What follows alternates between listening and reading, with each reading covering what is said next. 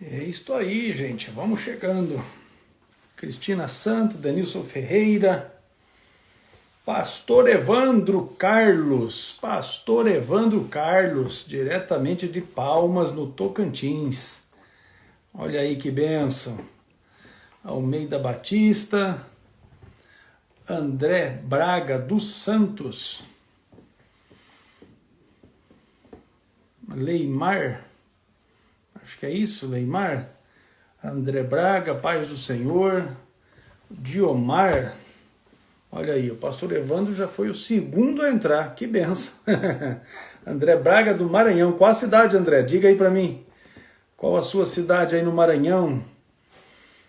Cadê? Cleusa Costa, Adailton Chagas. E aí, pastor Evandro, como é que foi por lá? Conseguiu descansar bem? Deu uma relaxada? Maravilha.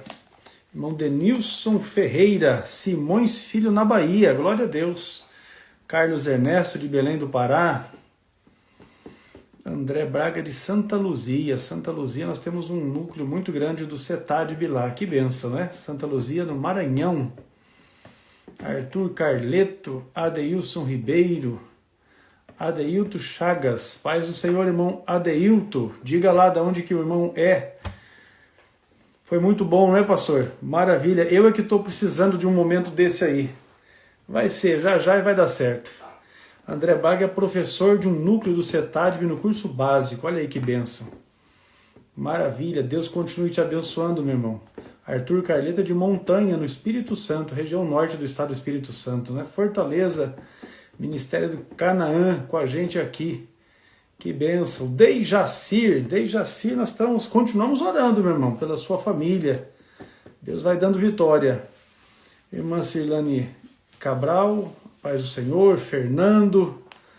Vamos lá. Eu separei aqui, meus irmãos, Ângela de Lagarto, no Sergipe. Olha aí que benção. Ângelo Ricardo. Nós estamos com um pedido de oração na nossa lista, que é da cidade de Lagarto, né? Cidade de Lagarto, no Sergipe. Eu separei um texto para leitura, 1 Tessalonicenses, capítulo de número 5. Deixa eu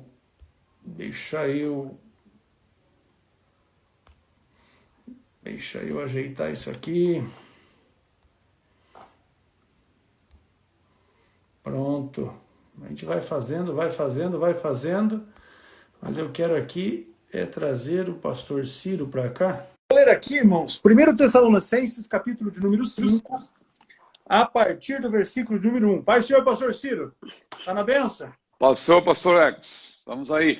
Maravilha. 1 Tessalonicenses 5. Mas, irmãos, acerca dos tempos e das estações, não necessitais de que vos escreva, porque vós mesmos sabeis muito bem que o dia do Senhor virá como um ladrão de noite. Pois que, quando disserem a paz e segurança, então lhe sobrevirá repentina destruição, como as dores de parto àquela que está grávida, e de modo nenhum escaparão. Mas vós, irmãos, já não estáis em trevas, para que aquele dia vos surpreenda como um ladrão. Porque todos vós sois filhos da luz e filhos do dia. Nós não somos da noite nem das trevas. Não durmamos, pois, como os demais, mas vigiemos e sejamos sóbrios. Porque os que dormem, dormem de noite, e os que se embebedam, embebedam-se de noite. Mas vós, que sois do dia, sejamos sóbrios, mas nós, que somos do dia, sejamos sóbrios, vestindo-nos da couraça da fé e do amor, e tendo por capacete a esperança da salvação.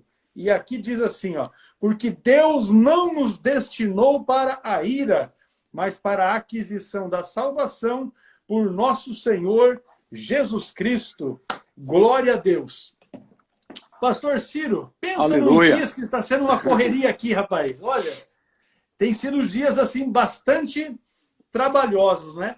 Porque nós estamos com dois de férias, né? O Diego está de férias, o Sandro está de férias, e a gente acaba tendo que se desdobrar aqui. Mas amém, amém. Quando vai chegando para esse horário assim, a gente já está só a capa da gaita. Mas só com a capa da gaita não dá para fazer muita coisa, né? Aleluia. A gente está na correria, mas é uma correria boa, uma correria abençoada, porque Com estamos certeza. fazendo a obra do Senhor, né? Então Não tenha dúvida. É um privilégio podermos fazer a obra do Senhor. Maravilha. Queremos aqui já aproveitar para deixar a nossa saudação aos irmãos que já estão conosco, né?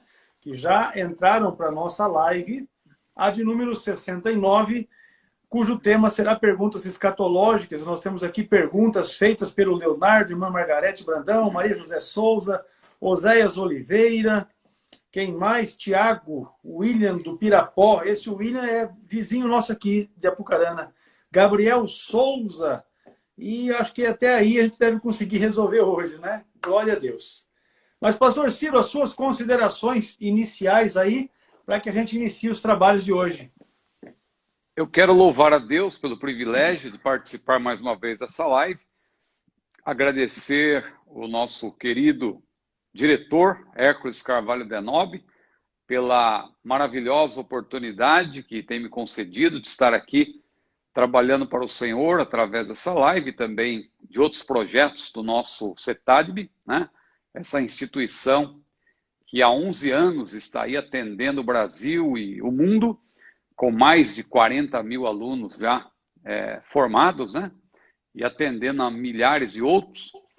E quero também aqui já deixar um pedido aos irmãos que estão entrando, que por gentileza cliquem nesse coraçãozinho quanto puderem, que isso aí, você sabe que em live, e live de crente pentecostal, né, como nós, clicar no coraçãozinho equivale a dar glória a Deus e aleluia. Então, cada vez que você clica nesse coraçãozinho, você está glorificando a Deus.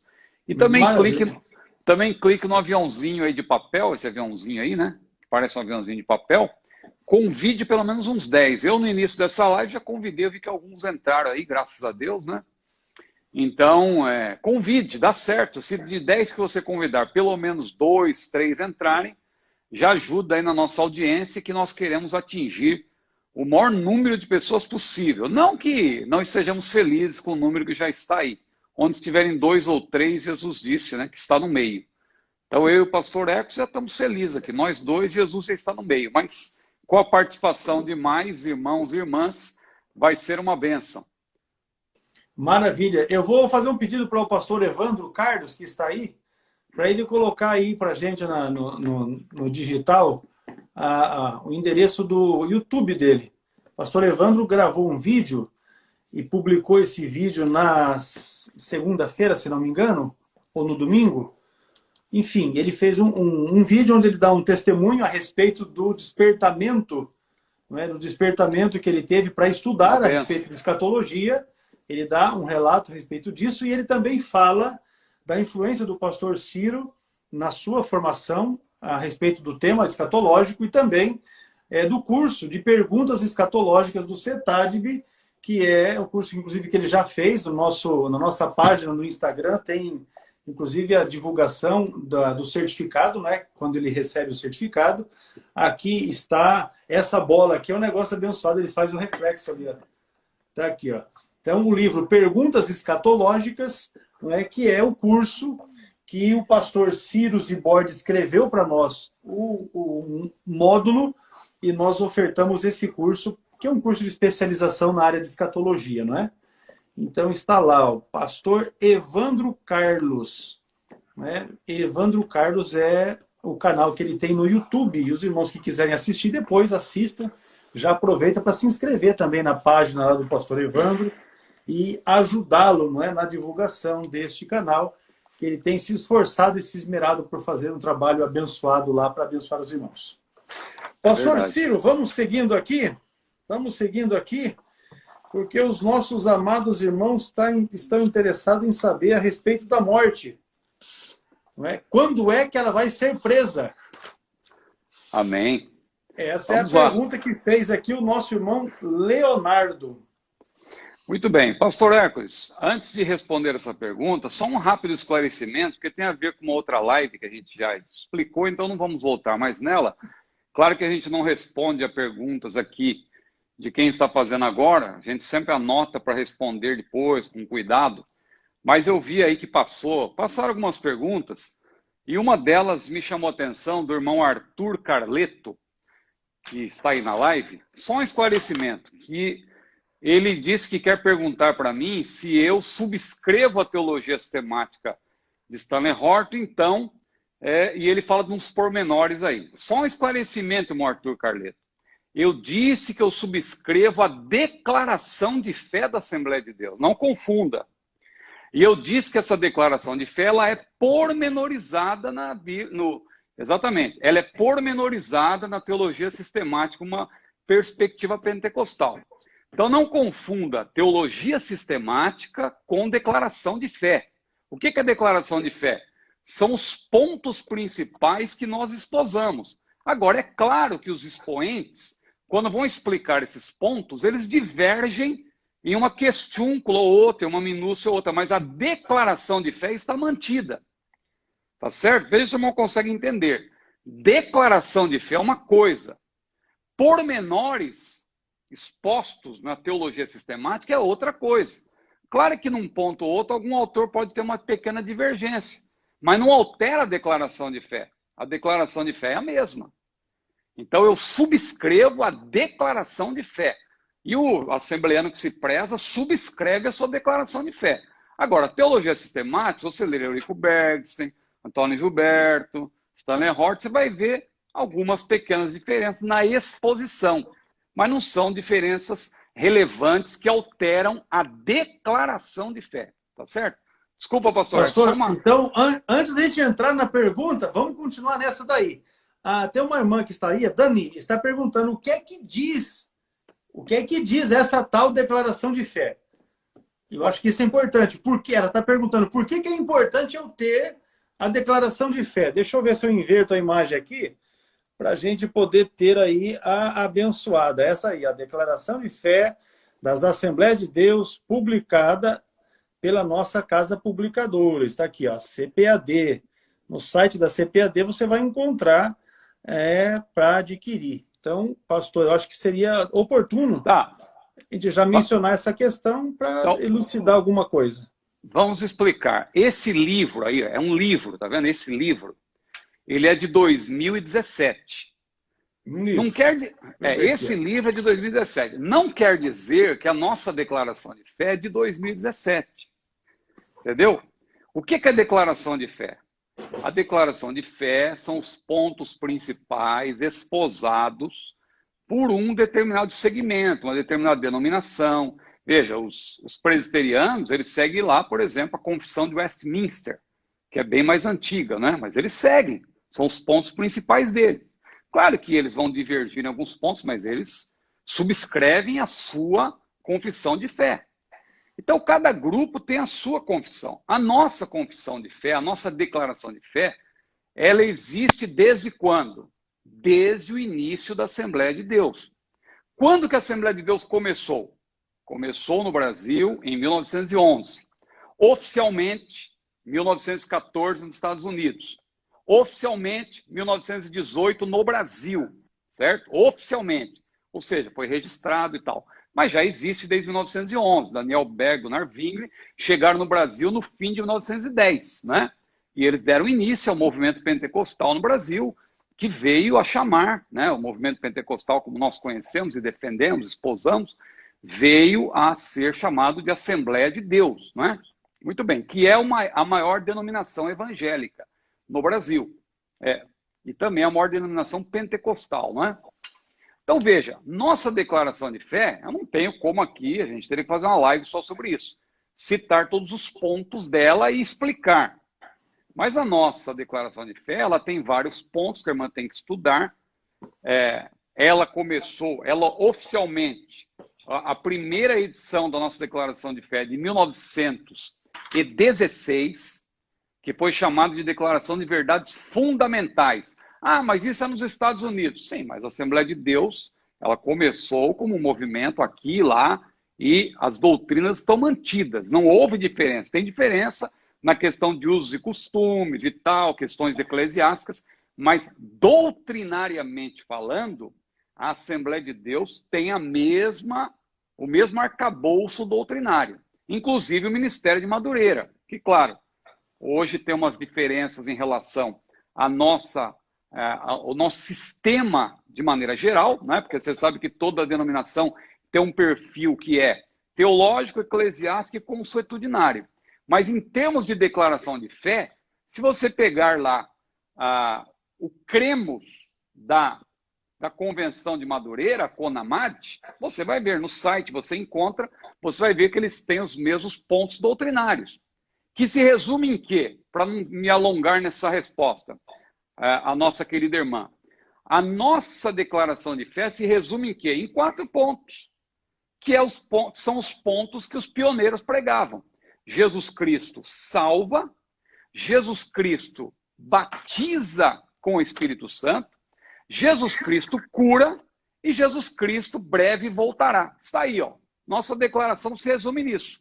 Quando a gente diz que Jesus Cristo salva, claro, aí tem que ver a pormenorização disso, que nós cremos, claro, nós temos uma herança arminiana, wesleyana, mas é bíblica, claro, né? Mas nós não fomos os primeiros, em termos de segmento evangélico, a pregar isso. Temos uma herança.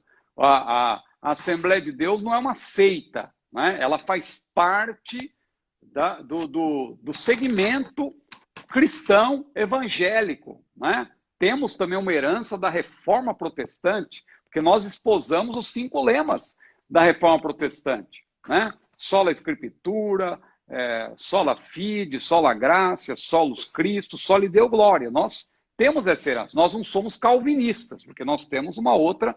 A nossa soteriologia, ela é armínio-wesleyana, e sobretudo bíblica, né? Claro, só para falar da questão histórica.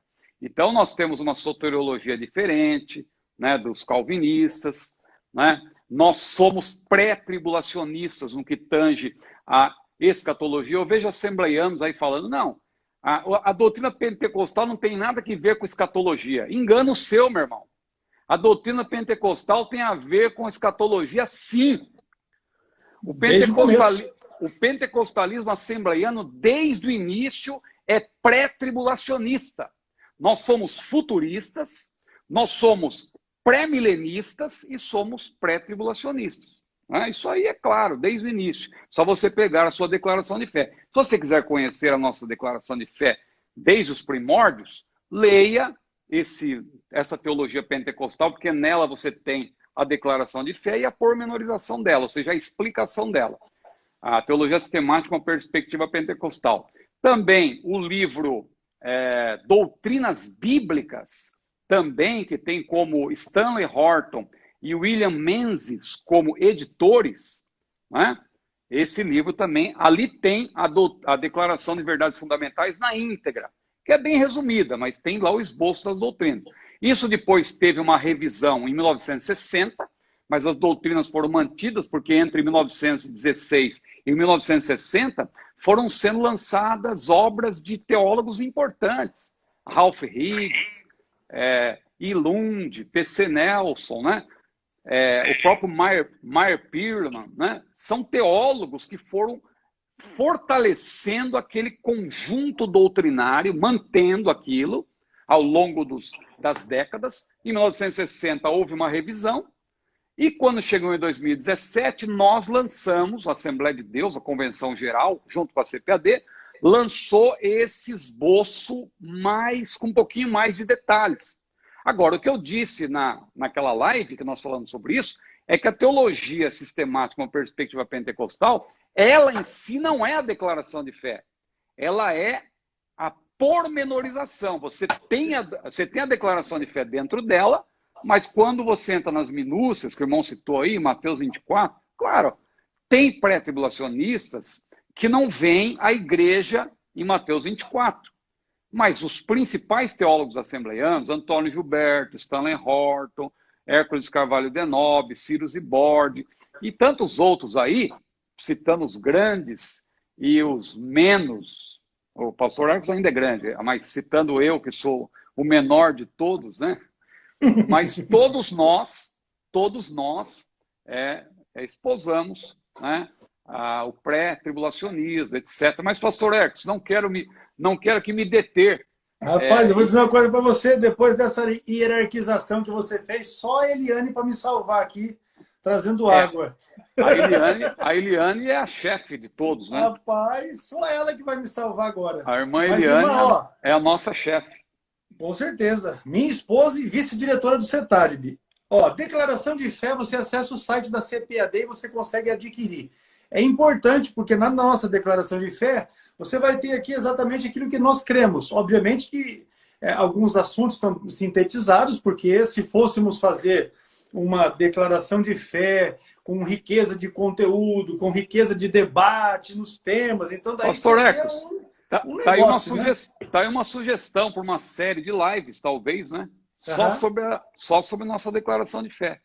Vamos nos organizar para ela. A irmã Eliane já me socorreu. Pensa numa irmã abençoada essa aqui, rapaz. Oh, meu Deus do A irmã céu. Eliane é uma benção, porque as minhas assessoras aqui estão tão isoladas para não fazer barulho É, também, né? a Eliane está fazendo na verdade, ela está Tá lá aprontando um no, pedido de caixas. tá lá no estúdio, né?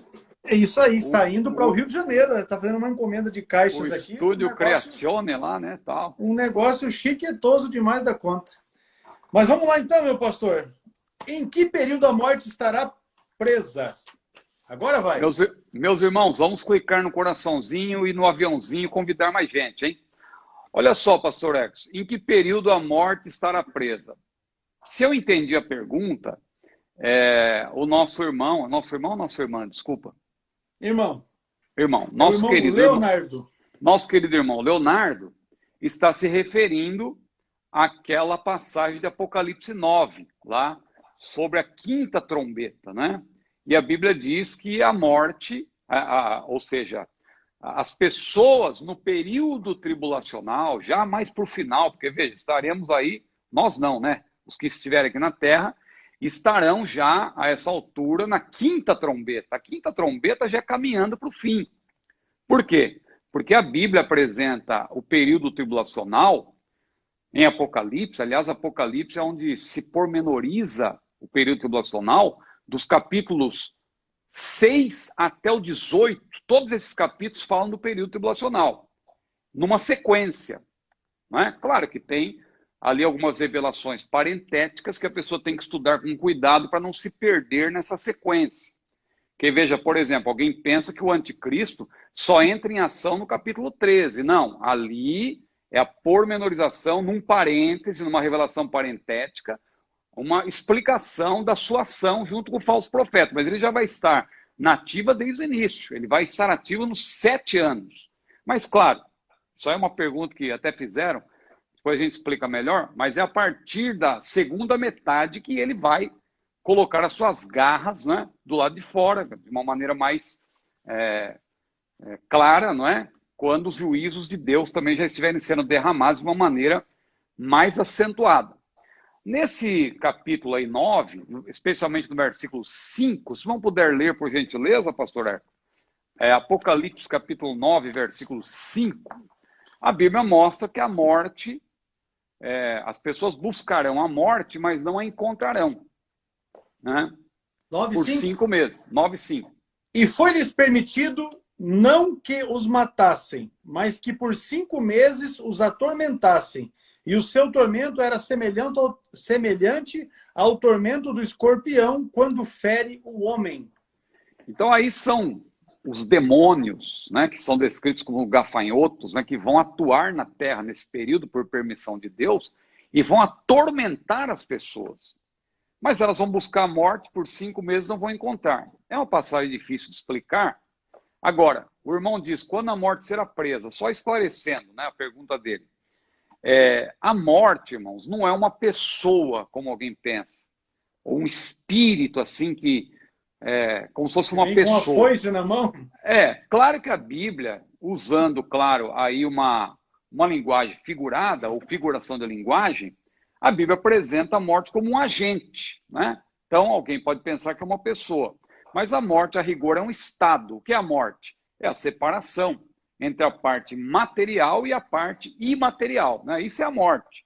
Quando chega o momento da pessoa partir, claro, ocorre essa separação. A parte material fica na terra e a parte imaterial fica não sob os cuidados de Deus, mas sob o controle de Deus. Porque quem fica sob os cuidados de Deus, claro, são os salvos, né? Que a Bíblia diz, a morte, aliás, o homem volte ao pó, né, como era, e o espírito volte a Deus que o deu. Esse voltar para Deus não quer dizer que todos os espíritos voltam para Deus no sentido de que estão sob os cuidados de Deus, são salvos. Não, é sob o controle, porque é Deus que lança no inferno também. Jesus falou, não temais os que matam o corpo e nada podem fazer com a alma, temei antes aquele, referindo-se a Deus, que pode fazer perecer no inferno tanto a alma quanto o corpo. Então, tudo está sob o controle de Deus. Então, meus irmãos, só para esclarecer, esse texto é difícil de explicar, mas a Bíblia afirma. Então, nós cremos.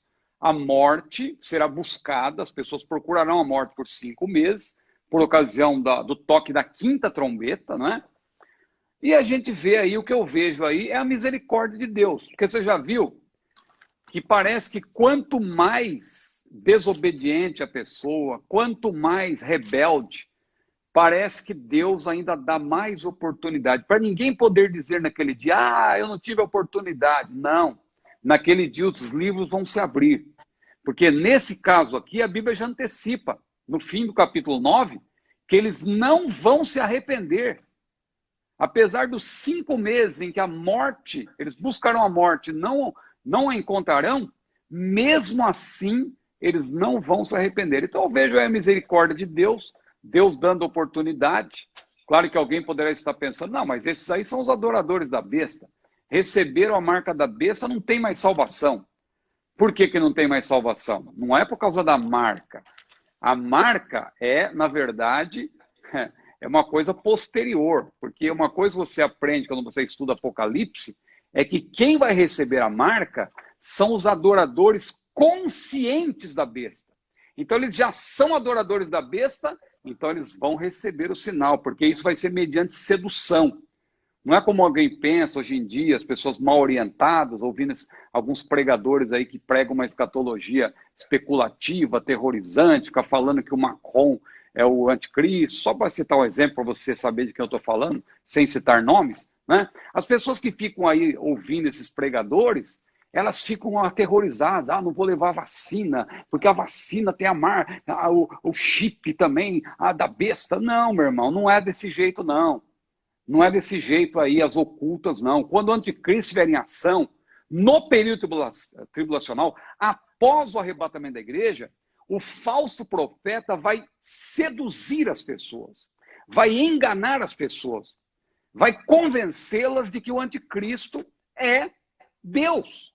Porque ela vai levar as pessoas a adorarem o anticristo. Isso na segunda metade do período tribulacional. Então o que vai acontecer? As pessoas vão crer que o anticristo realmente é Deus, ele deve ser adorado, e elas, claro, mediante pressão, porque para comprar e vender vão precisar disso, elas vão aceitar essa marca, isso que vai identificá-las, é uma marca visível, não é espiritual, é visível, não é? É visível, para a pessoa poder mostrar, olha, eu sou adorador da besta.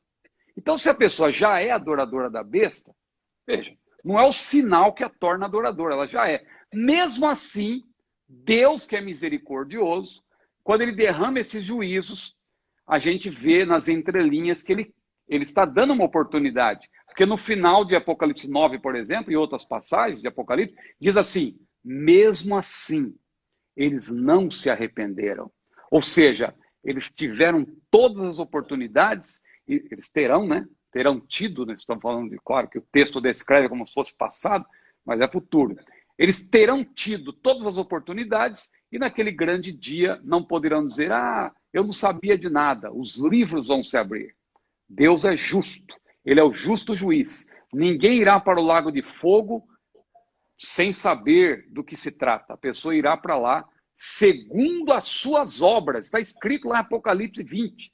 Cada um será lançado no lago de fogo, no Guiena, segundo as suas obras. Maravilha, está claro.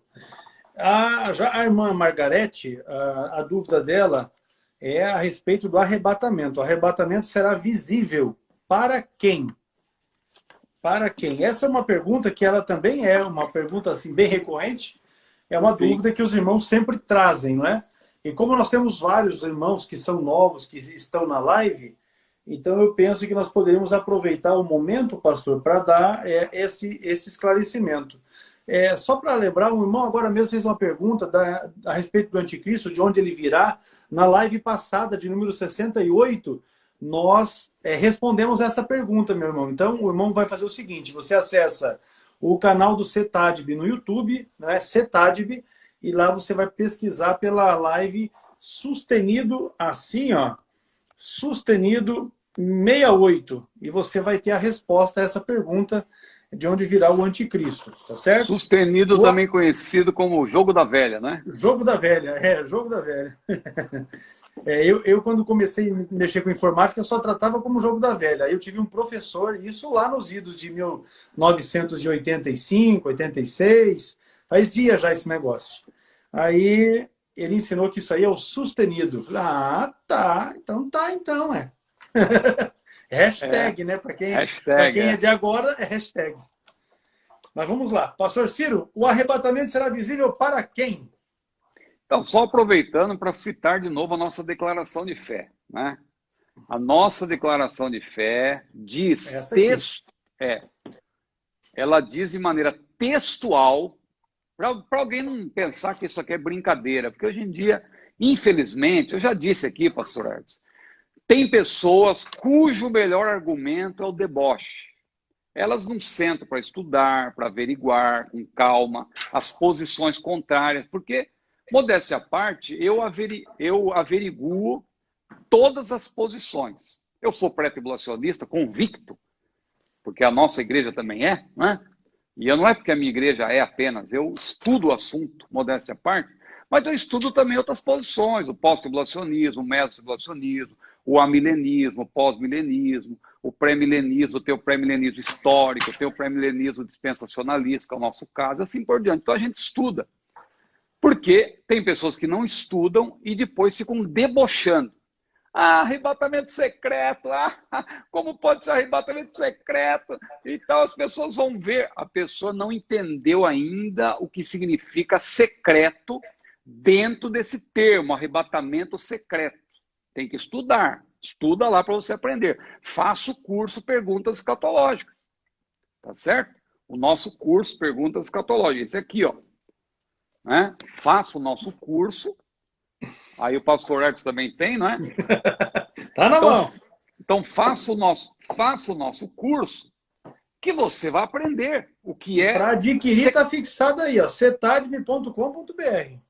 Olha aí, um curso rápido, né? Que você eu vai já aprender. achei aqui a página na declaração de fé onde fala isso que está dizendo aí a respeito do arrebatamento. O irmão pode ler aí, Simão? Página 185 da nossa declaração de fé, 186. Ele está citando o texto de Tessalonicenses 4, 16 e 17, e diz assim, ó, nesse evento, os mortos em Cristo e os santos do Antigo Testamento serão ressuscitados primeiro, seguindo-se a transformação dos salvos vivos e o simultâneo encontro de ambos os grupos com o Senhor nos ares.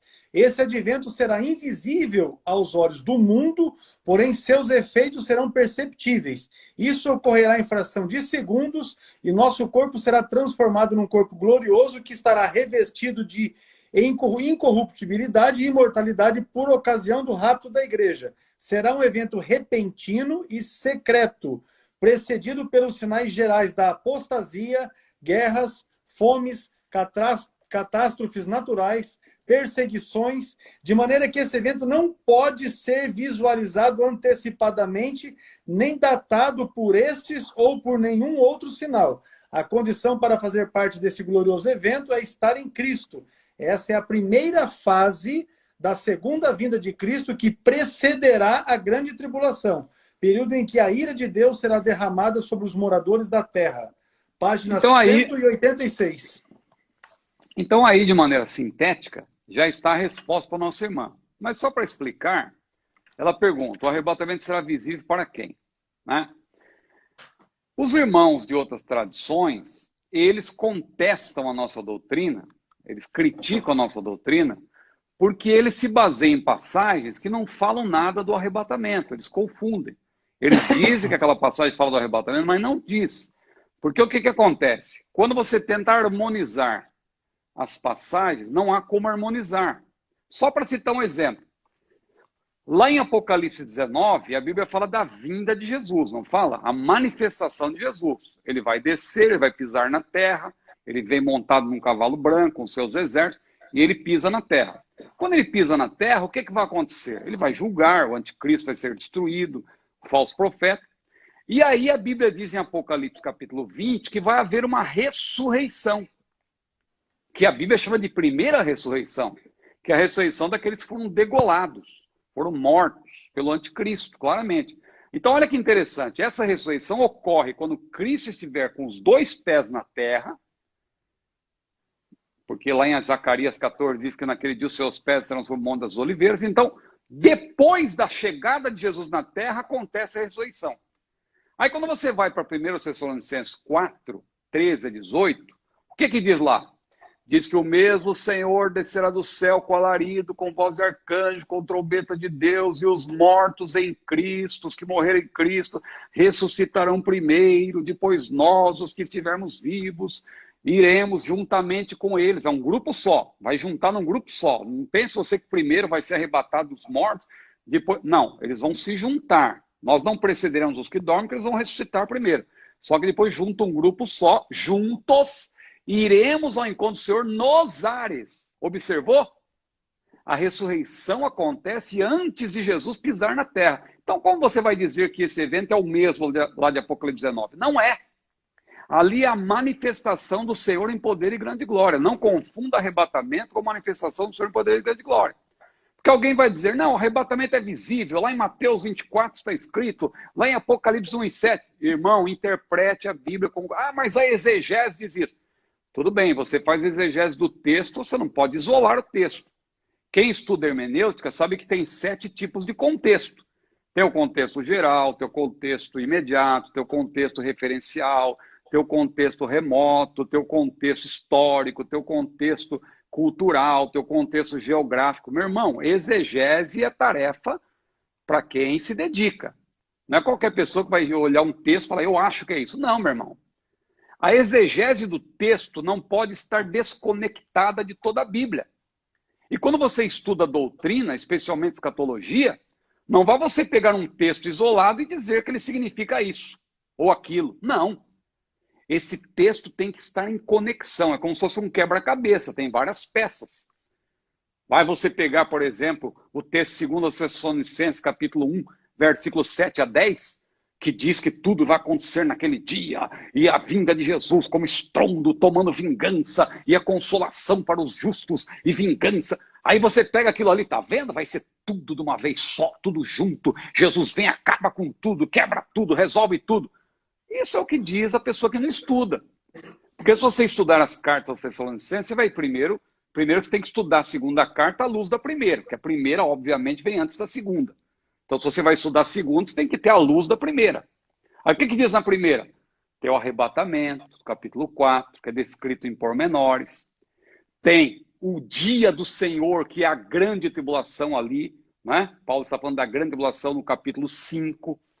Aí depois, quando ele vai para a segunda carta, ele inicia o capítulo 1, claro, falando de maneira geral. Só que ele já tinha explicado que vai ser uma coisa... O dia do Senhor, na verdade, aquele dia, né? Não é um dia de 24 horas. É um dia que contempla vários eventos, tendo o arrebatamento como seu evento desencadeador. Então, minha irmã, agora chego na sua resposta, para não me alongar. Quando a Bíblia diz, por exemplo, em Apocalipse 1:7, todo olho verá. Alguém diz, está vendo? A vinda de Jesus não é secreta coisa nenhuma, todo olho verá. Aí eu vou ter que falar um pouco de hermenêutica de novo. O que é Apocalipse 1:7? Em que parte que ele está do livro? No prólogo. Você sabe o que é prólogo? Estude sobre o que é um prólogo. O prólogo é aquela parte inicial que tem nos livros em que se antecipa os assuntos que serão tratados. Não é? Então, ali João está falando da manifestação do Senhor em poder e glória, poder e grande glória, porque Apocalipse trata disso. Apocalipse não trata objetivamente do arrebatamento. Não trata objetivamente. O objeto principal de Apocalipse é a grande tribulação e a manifestação do Senhor em poder e glória. Mas o arrebatamento, claro, você está implícito, você vê de maneira implícita. Porque quando João olha para os... Quando Deus mostra para ele o futuro da igreja no céu, claro, ele vê ali os 24 anciãos que eu já falei que representam a igreja no céu. Então ele vê já a igreja no céu. A igreja, quando o Apocalipse começa, quando ali Deus começa a revelar para João o futuro, a igreja já está no céu. A igreja já terá sido arrebatada quando o selo for aberto. Que o selo que é aberto ali, que dá início, que marca o início do período tribulacional, é com a igreja já no céu, né? Então, claro, no prólogo você vê lá, né? Todo olho verá. É uma referência à manifestação do Senhor. Agora, quando a Bíblia fala do arrebatamento da igreja, alguém dirá, me mostra um texto. Eu quero ver um único texto que fala. Tem vários. Tem que estudar. Porque eu falei que a escatologia você tem que estudar, não é texto isolado. Mas se você quiser um texto que fale de maneira bem objetiva, a gente pode até ler Hebreus 9, 27. Vamos ler, por gentileza, pastor Eco, só para concluir essa resposta. 9. Hebreus 9, 27. Agora. E como aos homens está ordenado morrerem uma vez, vindo depois desculpa, disso... Bom, leia também o 28, é o 28 na verdade. Pode ler o 27 e o 28. E como aos homens está ordenado morrerem uma vez, vindo depois disso juízo, assim também Cristo, oferecendo-se uma vez para tirar o pecado de muitos, aparecerá segunda vez, sem pecado, aos que o esperam para a salvação. Então preste atenção a essa ênfase. Cristo veio uma vez, a primeira vez, claro, e da mesma forma o autor de Hebreus diz, como ele apareceu na primeira vez, ele aparecerá segunda vez. Aí, a resposta da nossa irmã. O arrebatamento será visível para quem? Aparecerá. O termo aí no grego significa ser visto. Então, aparecer é ser visto. Então, Cristo, quando vier na sua segunda vinda, claro, no seu evento desencadeador, que é o arrebatamento, ele será visto somente por aqueles que o esperam para a salvação. É interessante que esse mesmo termo grego que está aí, que significa ser visto, é o termo que aparece em 1 Coríntios 15. Quando Paulo disse, olha, Cristo, quando ele ressuscitou, antes dele ser assunto aos céus, né? Ele foi visto pelos apóstolos, ele cita lá os 12, né? Claro que ele fala... Judas não estava ali, não é? Mas o 12 é um termo uma referência ao colégio apostólico, né? Depois ele fala também de Tiago, né? Irmão do Senhor, e Jesus apareceu também para mais de 500 irmãos. Ele foi visto. Interessante que quando Jesus ressuscitou, ele foi visto por quem? Ele foi visto por todos? Não. Os inimigos de Jesus não ouviram. Aqueles que mataram Jesus não ouviram. O mundo não tomou, as autoridades mundanas não tomaram conhecimento. Quem viu Jesus após a sua ressurreição foi somente a igreja nascente. Os apóstolos, as mulheres que o seguiam, aqueles mais de 500 irmãos. Depois ele aparece para Paulo também, claro. Depois Paulo se converteu no caminho de Damasco e tal. E outras vezes, por isso que Paulo falou que ele apareceu a mim também. Mas quem viu Cristo ressurreto? Somente a igreja. Outra coisa, quem viu Cristo sendo assunto aos céus? Somente a igreja viu Jesus subindo. Então esse negócio de secreto, você que não entende, presta atenção nisso. Secreto significa que Jesus só vai aparecer para a sua igreja no arrebatamento. Ah, mas como que o mundo não vai tomar conhecimento se a pessoa desaparece? Claro, a pessoa ela vai tomar conhecimento a posteriori de que aconteceu alguma coisa, mas ela não vai ver Jesus. Veja, esse aparecimento de Jesus é secreto no sentido de que só os salvos arrebatados verão. A pessoa pode ver você desaparecer, mas ela não vai saber, ela não vai ver Jesus. E o texto também diz que a gente vai encontrar com Jesus nos ares, né? Nos Nas ares, nuvens. exatamente. A pessoa, quando ela estiver percebendo, não vai dar tempo nem de falar aleluia. Ela vai falar, e continua falando, já no encontro com o Senhor nos ares, que vai ser num abrir e fechar de olhos.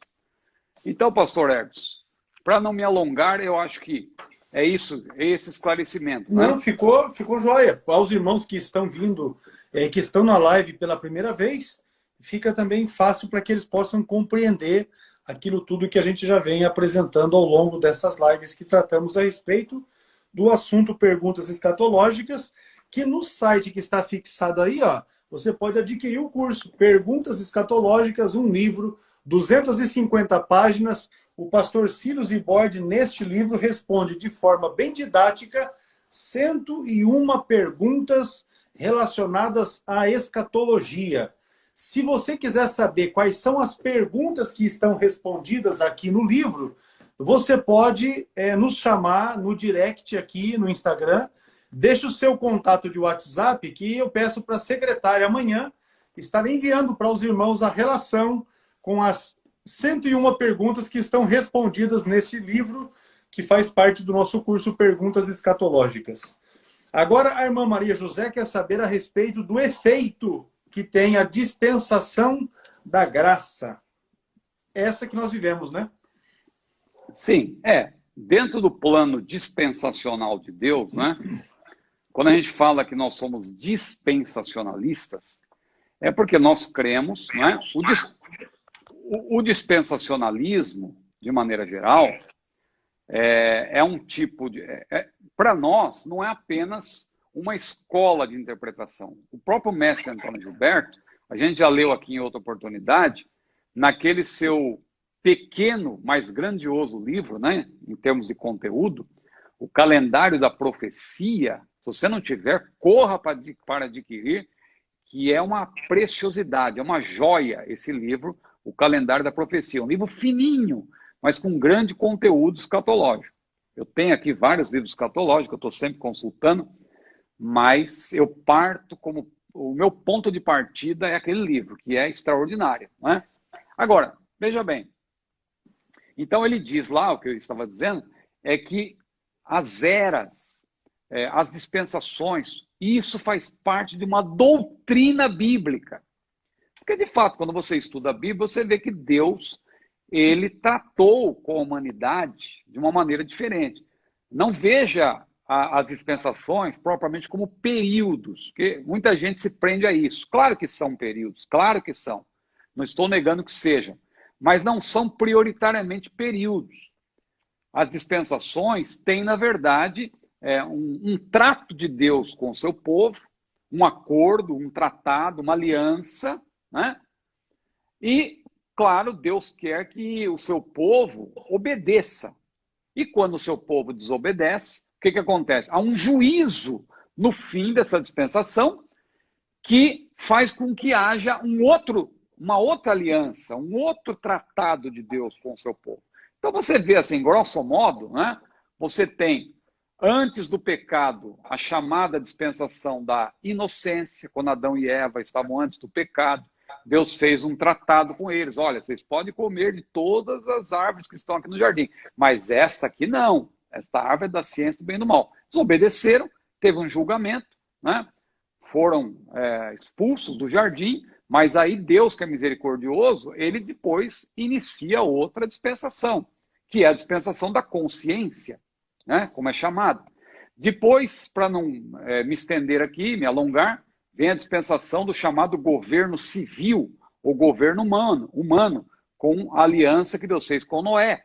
Depois vem a dispensação patriarcal, né, com Abraão, Isaac, Jacó, José, né, os patriarcas.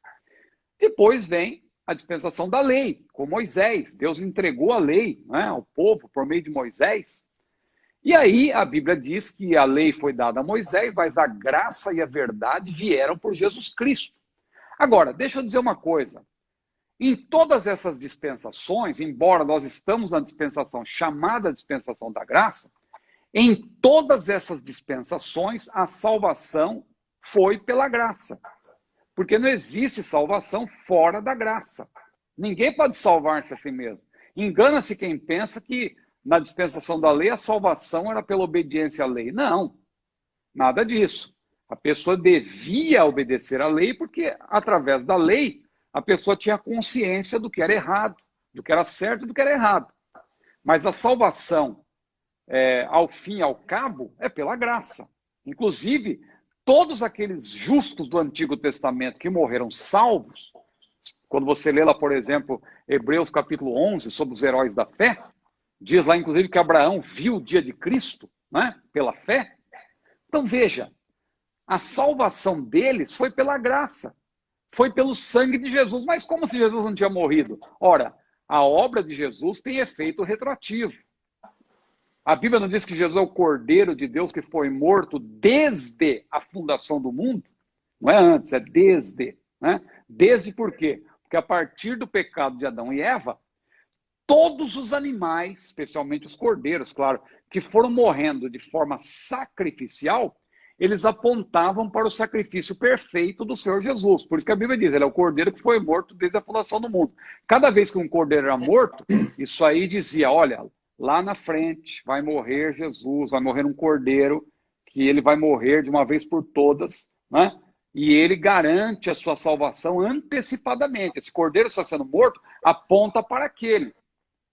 Porque a salvação, mesmo antes de Jesus morrer, já era através do sangue de Jesus que seria derramado. Por isso que Paulo fala dos pecados dantes cometidos sob a paciência de Deus, lá em Romanos. Então, agora, falando, claro, como nós estamos numa live escatológica, eu acredito que a nossa irmã fala da dispensação da graça no período escatológico, porque eu defendo a posição, isso tem alguma divergência entre os dispensacionalistas, mas eu defendo a posição de que a dispensação da graça não termina com o arrebatamento. Né? A porta da graça não se fecha. Claro que, às vezes, o pregador, numa força de expressão, ele fala, meu amigo, hoje, a porta da graça vai se fechar, quando Jesus voltar e tal. Claro, nesse sentido, a igreja será arrebatada, mas é claro, após o arrebatamento da igreja, vai haver salvação. Haverá salvação de judeus e de gentios. Os judeus, claro, serão salvos. Muitos deles serão salvos no período tribulacional.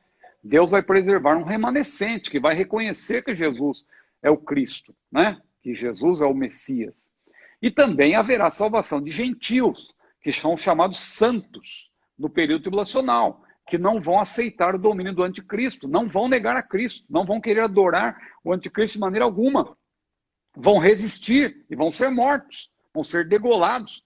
E ali, quando a Bíblia fala da primeira ressurreição, que eu citei, primeira ressurreição não é um evento. Primeira ressurreição é, na verdade, um tipo, uma modalidade de ressurreição, que contempla os justos no arrebatamento, né? E também aqueles que vão ser mortos no período tribulacional vão ressuscitar.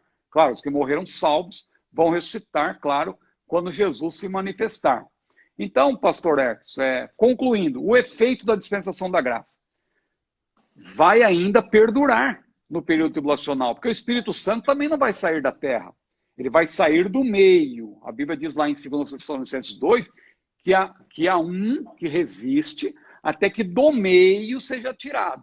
Claro que a interpretação mais coerente, à luz do contexto, é que o Espírito Santo, que hoje ele impede que o diabo haja com toda a liberdade, ele vai se retirar do meio de quem? Onde ele está hoje? No meio do povo de Deus. O povo de Deus vai ser arrebatado, a igreja irá ao encontro do Senhor nos ares, o Espírito Santo vai sair do meio. Né? A igreja vai ao encontro do Senhor nos ares. Agora, o Espírito Santo, que é onipresente, ele continua na terra. Por quê? Inclusive vai haver um grande avivamento entre os israelitas. Haverá os 144 mil que vão pregar, as duas testemunhas. Zacarias 12:10 prevê que vai haver um derramamento do Espírito, o Espírito de súplicas, como diz lá, né? Ezequiel também fala disso, no capítulo 37, lá a revelação do Vale dos Ossos Secos, aquela visão, né? Que o exército se tornou, ficou de pé, e o Senhor falou, Ezequiel, poderão viver esses ossos? E Ezequiel disse, tu sabes, Senhor. E o Senhor disse, profetiza a esses ossos secos e diz-lhes, ossos secos, ouvi a palavra do Senhor. E a Bíblia diz que Ezequiel profetizou como se lhe deu ordem, e dali a pouco veio lá dos quatro ventos do céu, soprou sobre aqueles mortos, e eles se levantaram, e ali formou-se um grande exército. O que é isso? É no período tribulacional, quando Israel, o remanescente, vai ser cheio do Espírito Santo, vai haver um grande avivamento no período tribulacional, e aí Jesus vem, e esses israelitas, eles vão adentrar, claro, no milênio, e vão se cumprir todas as promessas que Deus fez, né, que ainda não se cumpriram para o povo israelita, porque Deus tem a aliança que Deus fez com o povo de Israel, começando com Abraão, é uma aliança perpétua. E, claro, nós estamos hoje no parêntese, é o período parentético, a igreja está nesse período, mas depois, claro, o povo de Deus será um só, né? Claro que hoje já o judeu que se arrepende, ele já faz parte da igreja, porque Deus derrubou a parede da separação, mas no que tange a aliança com a nação de Israel, Deus vai cumprir, né? Então, veja, eu acabei divagando um pouco, mas a questão da dispensação da lei, ou melhor, da graça, né? Em todas as dispensações, a salvação sempre foi pela graça.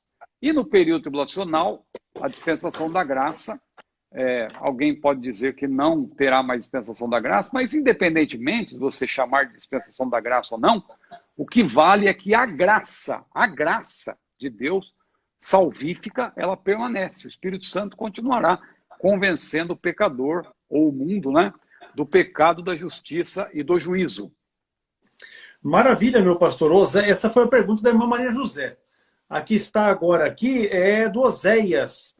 Essa pergunta nós já tratamos dela também na live, não de 68, a número 67, não é?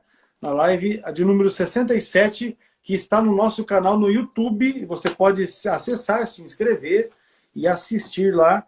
Mas ela diz respeito à segunda besta, o falso profeta. E a pergunta é se eles se levantarão exatamente na metade da segunda semana. Olha o pastor Ananias Rocha aí, ó. Ananias Rocha. A gente vai conseguir ler Jesus antes do arrebatamento da igreja? Olha, não sei, viu? Se Jesus não voltar até o ano que vem, né? Que é a previsão aí, acho que a gente consegue ler. Mas, né?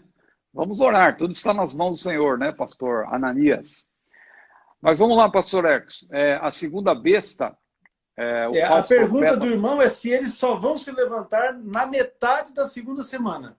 Eu já respondi isso aí respondendo outra pergunta, porque Apocalipse, só para os irmãos entenderem, Apocalipse ele tem uma certa sequência, né? Ele tem uma ordem sequencial.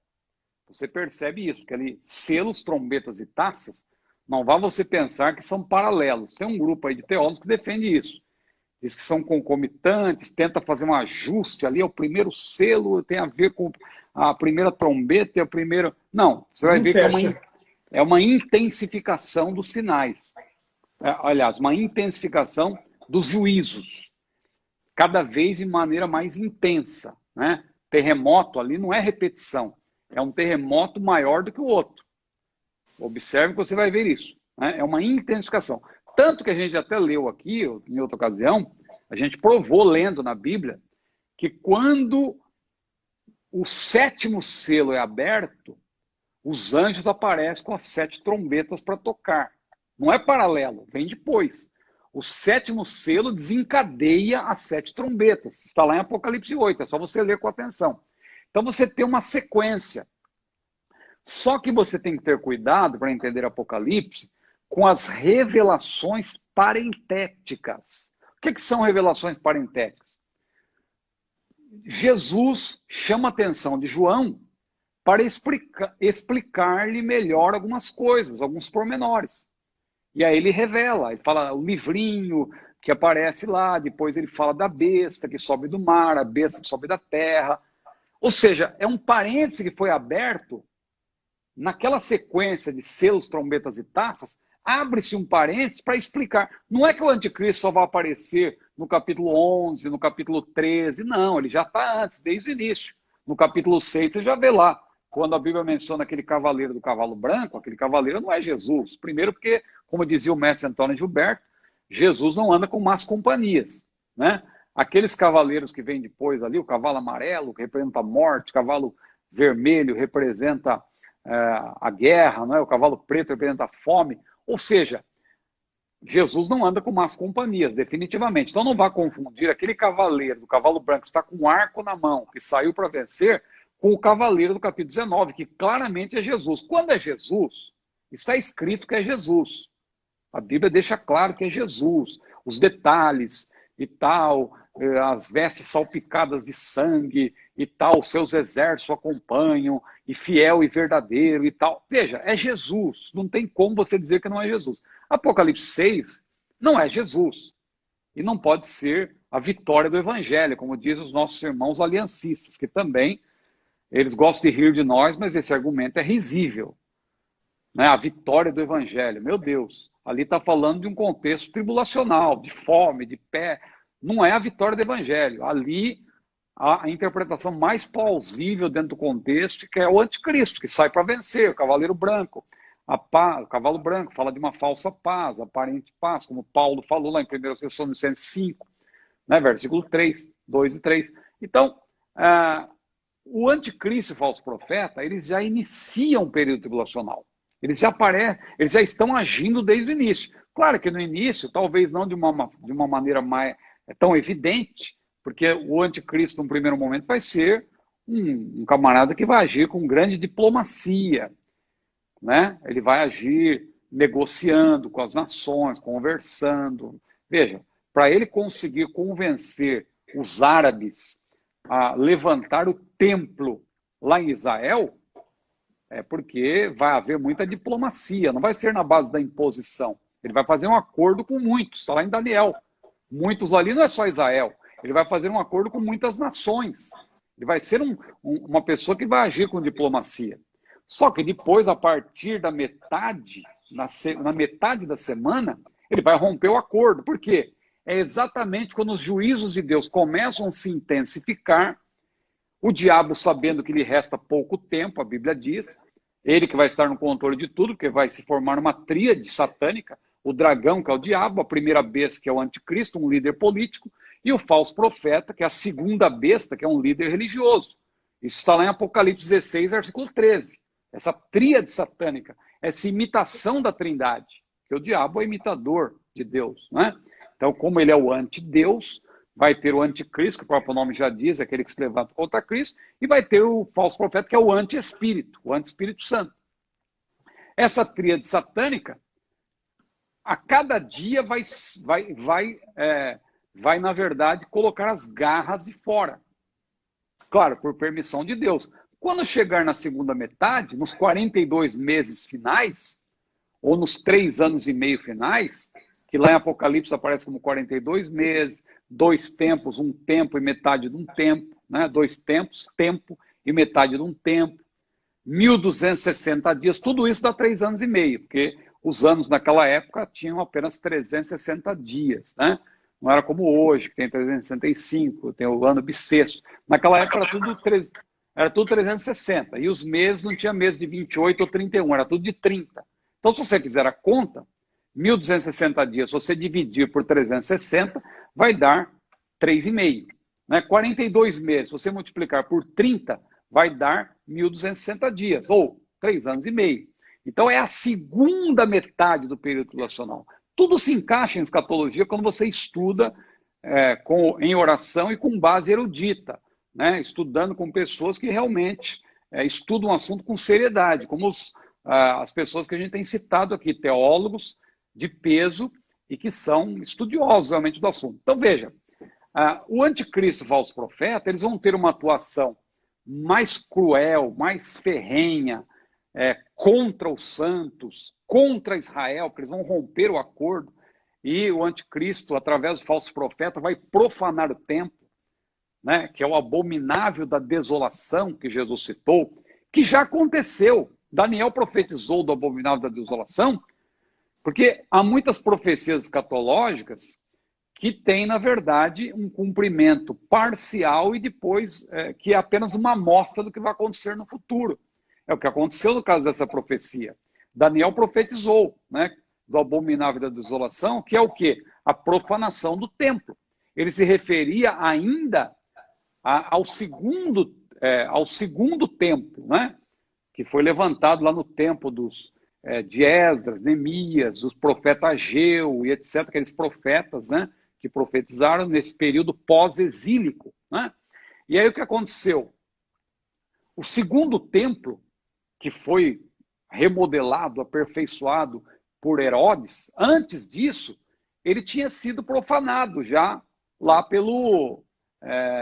por aquele Antíoco Epifânio, no período interbíblico. Ele fez isso. Ele profanou o templo, ele sacrificou porco, ele colocou uma estátua de Zeus lá dentro, ele profanou o templo.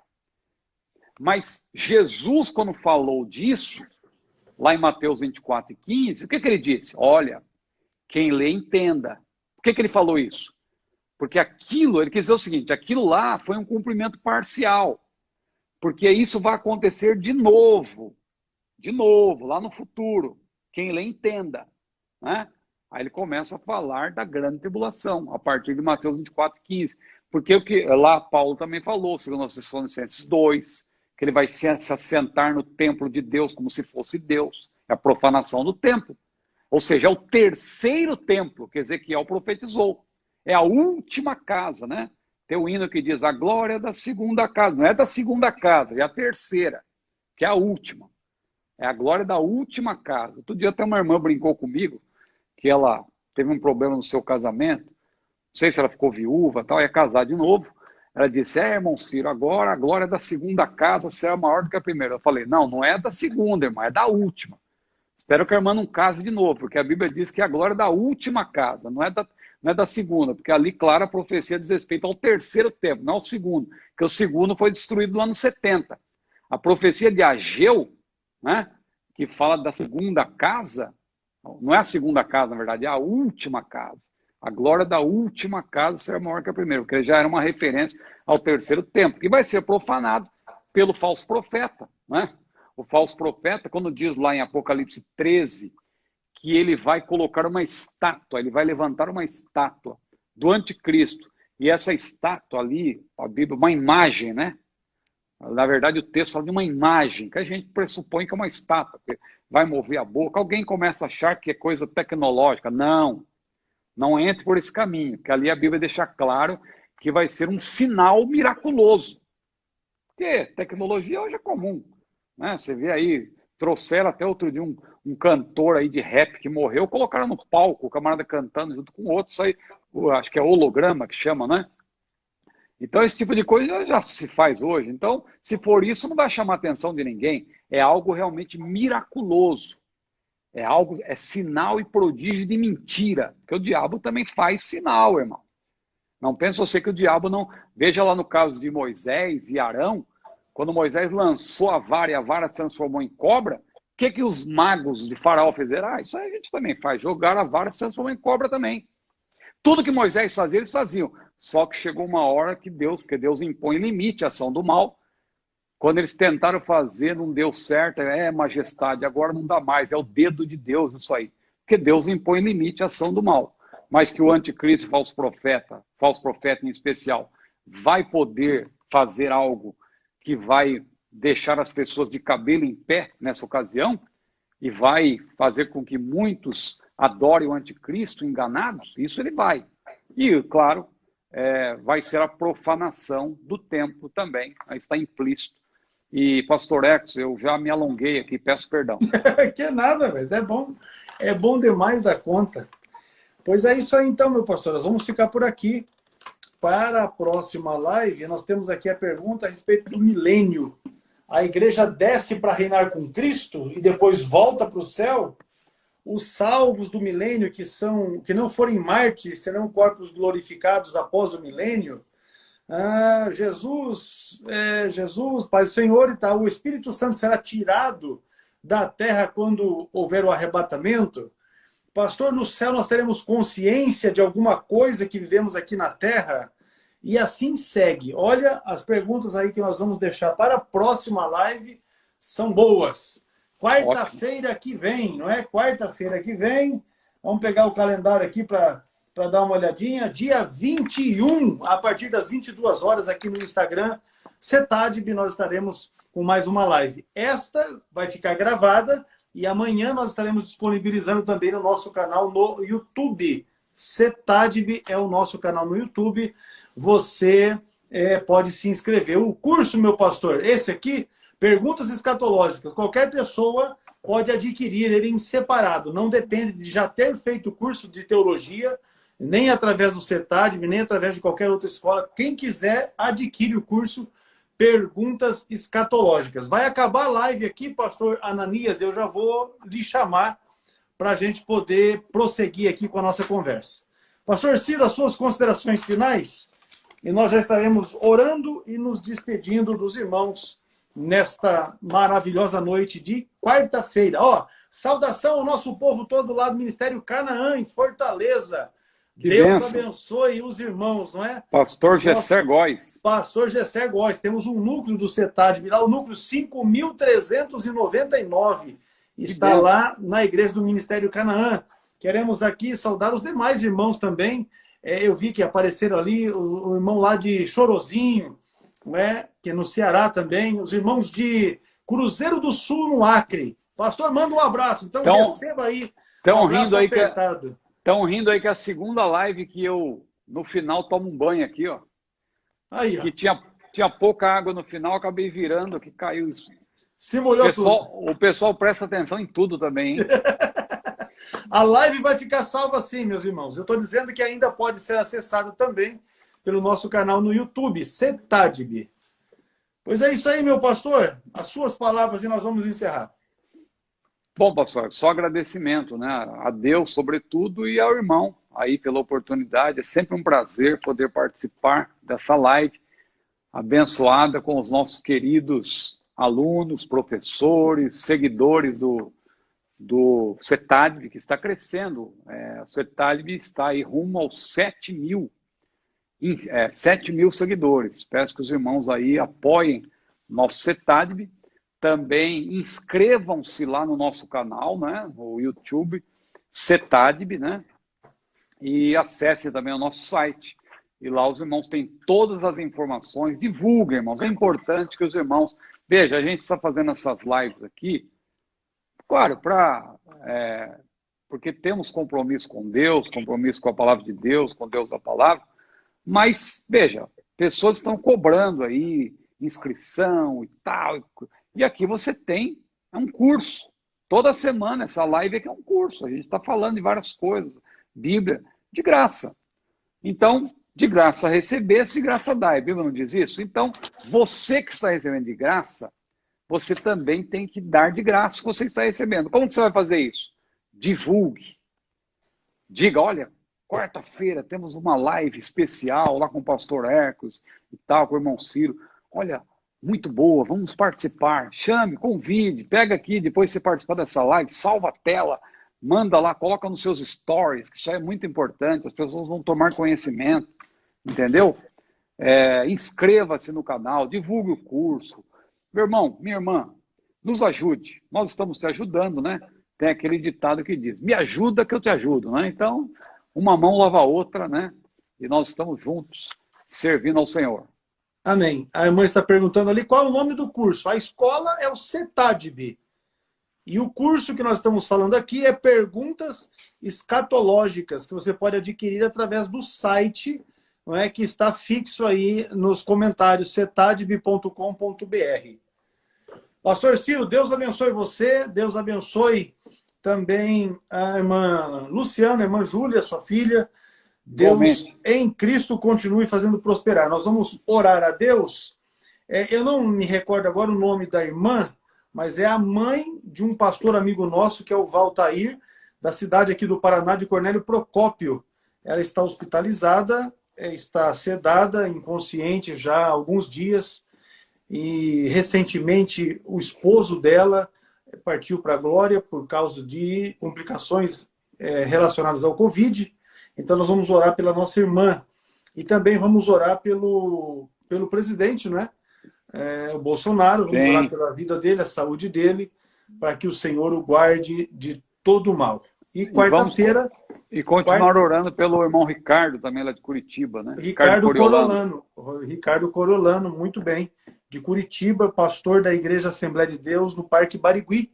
Vamos orar pela vida dele e pela saúde dele. Amado Deus, nós te bendizemos e te damos graça nesta Aleluia. noite, pela vida, pela saúde, por tudo que o Senhor tem feito por nós, em nós, através de nós, pela bênção e oportunidade que o Senhor nos dá, de através deste canal no Instagram, podemos levar conhecimento bíblico, teológico para os amados irmãos, de maneira que eles cresçam em graça, cresçam em conhecimento, estejam na tua presença e tenham o ardente desejo de te servir cada dia mais e melhor. Portanto, o Senhor também nos ajude. Abençoe a mãe do Valtair, dê a ela saúde, um pronto restabelecimento do seu quadro clínico. Também o presidente da República, o Jair Bolsonaro, abençoa a sua vida, dê a ele também saúde, recuperação do seu quadro. E ainda, Pai, o pastor Ricardo Coriolano, em Curitiba, que nós nos lembramos do seu nome e pedimos que o Senhor o ajude em nome de Jesus. Também dando a ele saúde, para que ele prontamente esteja novamente servindo ao Senhor na igreja e ao lado da sua família, para fazer, ó Deus, conforme a vontade do Senhor na vida dele. Em nome de Jesus, nós rogamos a bênção sobre a vida desses irmãos e irmãs, sabendo que o Senhor pode tudo em todos, e nós invocamos a tua bênção em Cristo Jesus. Amém? E graças a Deus. Pastor Ciro, Deus abençoe, irmãos. Quarta-feira próxima, então, dia 21. Nós estaremos novamente aqui a partir das 22 horas. Não perca, esteja com a gente. Deus abençoe. A paz do Senhor. Amém.